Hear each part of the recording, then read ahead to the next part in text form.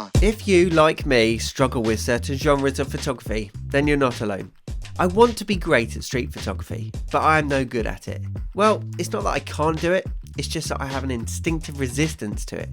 So what can I do to improve? In today's video, we explore how your personality type may explain why you shoot certain genres of photography, and how a camera in your hand can turn you into a more confident version of you, even just for a little while. Over to the younger me. Good morning and welcome to Brighton seafront. It's about half an hour before sunrise. Beautiful low tide scene that we have here. And if you don't know, if you've never been down to Brighton, you might think that it's actually a completely pebble beach. But if you come here at low tide, you'll be greeted with this beautiful sand and you get the reflections and everything. Highly recommended. One of my favourite places to come to. Before I lose the opportunity to capture some long exposures before the sun comes up, I'm going to crack on with that, and then I'm going to come back to you and talk about today's topic, where I want to see if there's a relationship between personality types, whether you're an introvert or an extrovert, and whether that's influenced the genre of photography that you've ended up in. Okay, what I'm interested in here, I'm shooting with the Sony A7iii, and I've got a 16-28. I did make a video at this location last year, which was primarily about using a wide angle lens. And that morning I just shot with a 16mm. And the reason for that is because when you come down here, I mean, look at this. This is awesome. This is awesome foreground. Obviously when you use a wide angle lens, it diminishes the scale and the size of the pier. However, if you want a unique shot, you've got to come down here, because this won't be here tomorrow, this will be gone. And then elsewhere you've just got all of these intricate veins and sharp edges and stuff where the water from underneath the beach, look at this, you can see bubbles coming up. I'm doing a 1 minute exposure, which is just going to get enough movement in the water in the foreground, because I didn't want it to be too distracting. This is my second day in a row down at the seafront, so 2 sunrises, and yesterday it's about maybe half a mile, maybe a mile that direction to the west pier. That's where I was situated yesterday. There's just not enough time to get from here to there by foot if you want the best light. So I just thought, do you know what? It's low tide at sunrise, 2 days in a row, roughly. And I'll share with you in this video some of the shots that I took yesterday. Check the exposure, bang on, 1 minute. Right, we're at a 1 minute exposure. Now, if you've got the ability to put your tripod really, really low down to the ground like this, this is going to emphasize something in your foreground that is really low down to the ground like this, because actually this here in front of me in the sand is the star of the show. As you come down here, it starts to diminish a bit, so I might mix it up with the portrait composition. But if you've got a tripod that allows this without a center column, that's the reason why I chose to bring out this tripod this morning. Okay, as you can see, Louise is over there in the shallow water, and I think that might be a really beautiful shot that I'm missing out on, so I'm getting a bit of envy. I might have to go over there and capture that shot before the sun comes up, because you can see here that sun is about to pop up. This is what happens sometimes. Sometimes you just have to abandon your position.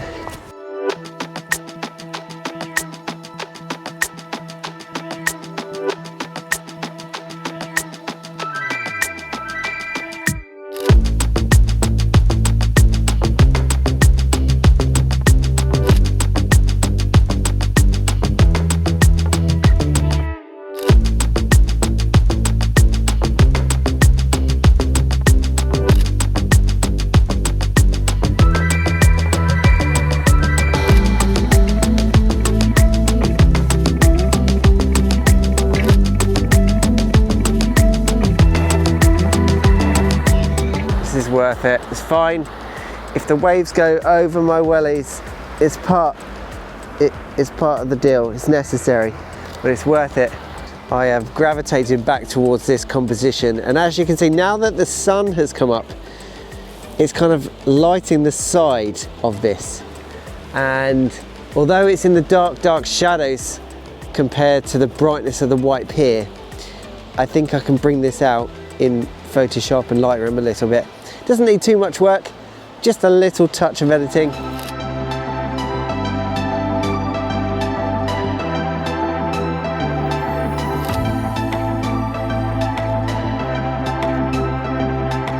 So on days like today, when there are absolutely zero clouds you've got to work fast. And hopefully I've done the right thing today in prioritising the photographs, but I haven't even started the topic that I wanted to discuss today. So if I don't get the time, what we'll do is we'll just head back to the office and I'll talk you through my thinking.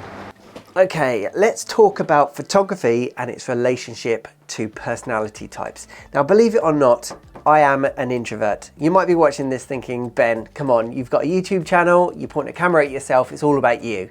However, when I make a YouTube video, I get to choose when the attention is on me. Once the camera is switched off, I'm very much a person that doesn't want the attention to be on me.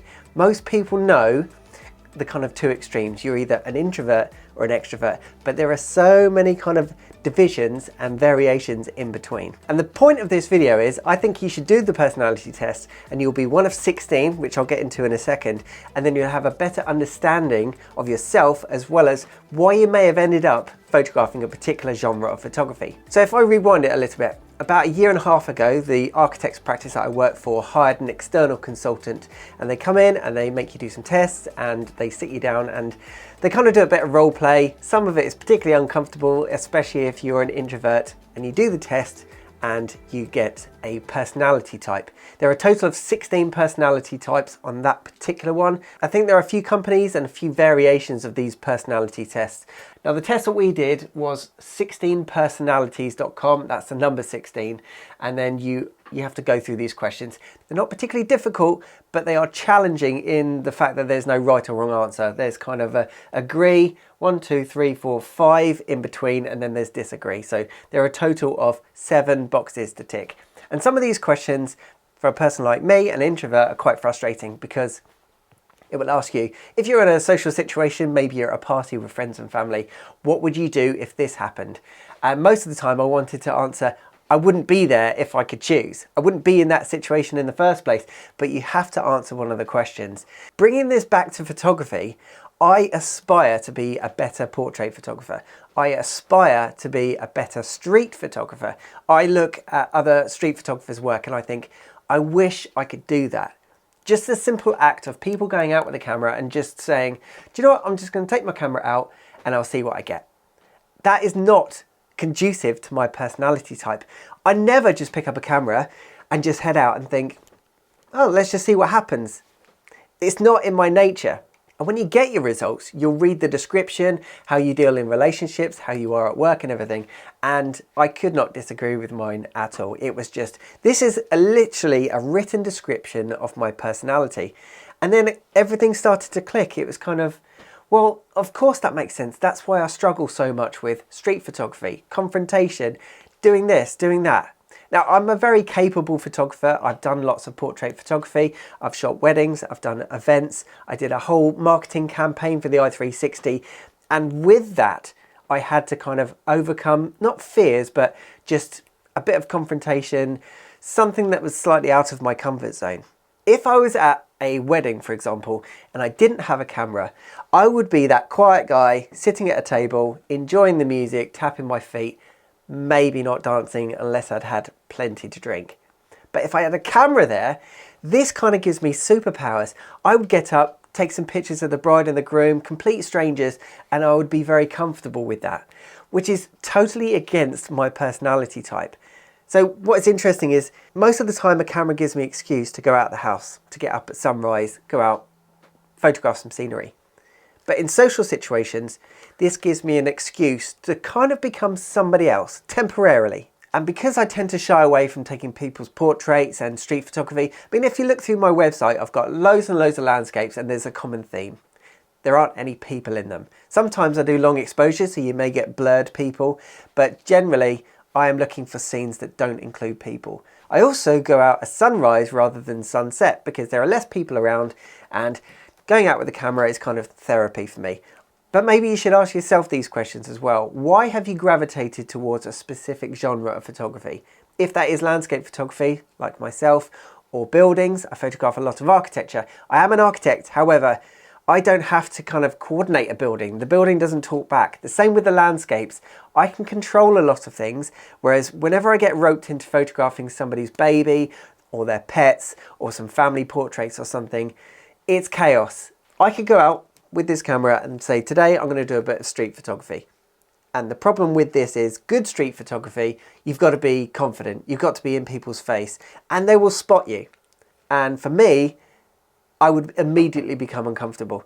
I'd think, oh, they've spotted me, and they're going to come over and they're going to confront me, and it's all going to kick off. And then for me, that is not pleasurable. That is not an enjoyable experience, but other personality types absolutely thrive in that situation. So if you've been struggling with a particular genre of photography, don't necessarily blame yourself. It might be your personality type, but don't use that as an excuse. Just acknowledge the fact that your personality type is going to have to struggle to become better at portrait photography or street photography, and then just deal with it. At least you know why it doesn't come natural. So yeah, that was the topic of today's video. It's been on my mind and I wanted to get it out there, start a conversation, and the people that I've spoken to about this think it's absolutely fascinating, and they've done the test, they've learned something about themselves, and I think it's a bit eye-opening in some instances. Sometimes we'll just plough through life doing something, and sometimes if you don't question it, you never really know why you're doing something. If you've done the test, let me know in the comments down below. If you want to share your personality type, also do that. Thank you for watching, and I'll see you in the next video. Bye.